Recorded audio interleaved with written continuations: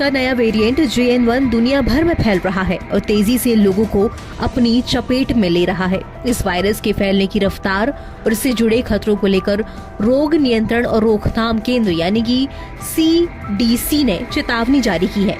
America की इस संस्था ने कहा है कि ये कोरोना वायरस का एक ज्यादा संक्रामक वेरिएंट है। ये तेजी से स्प्रेड हो रहा है और इस वजह से अमेरिकी अस्पतालों को बड़ी संख्या में मरीजों को भर्ती करने के लिए मजबूर भी कर सकता है ये वेरिएंट।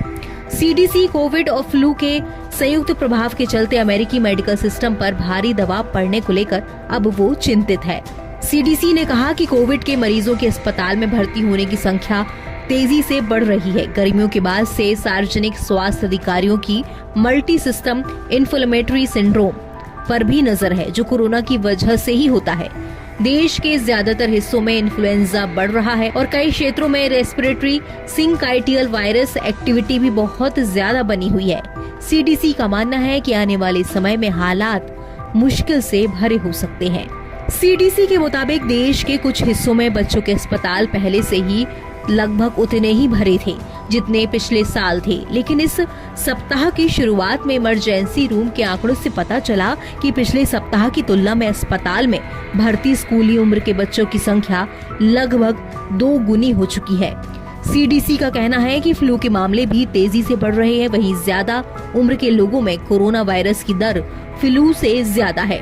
फ्लू और कोरोना की वजह से मिडवेस्ट क्षेत्र समेत देश भर में कई नर्सिंग होम पहले से ही पिछले साल की दरों को पार कर चुके हैं, जिसने स्वास्थ्य अधिकारियों की चिंता को बढ़ा दिया है। CDC का ये भी अनुमान है कि JN1 में अब वृद्धि जारी रहेगी। बता दें कि कोरोना का नया वेरिएंट JN1 वेरिएंट कोविड-19 की नई लहर की वजह बनता दिख रहा है। इसे BA.286 वेरिएंट का सब वेरिएंट माना जा रहा है। WHO के एक्सपर्ट्स के मुताबिक एक समूह ने इस महीने निष्कर्ष निकाला कि JN1 में परिवर्तन इतने महत्वपूर्ण नहीं है कि मौजूदा टीकों के नए संशोधन की जरूरत हो।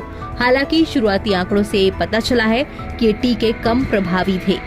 अमेरिकी स्वास्थ्य अधिकारियों ने ये भी कहा कि उन्होंने हाल ही में वैक्सीनेशन में गिरावट दिखी है। पिछले साल की तुलना में कम वयस्कों को फ्लू का टीका लगाया गया है, लेकिन बावजूद इसके अमेरिका की चिंता बढ़ी हुई है।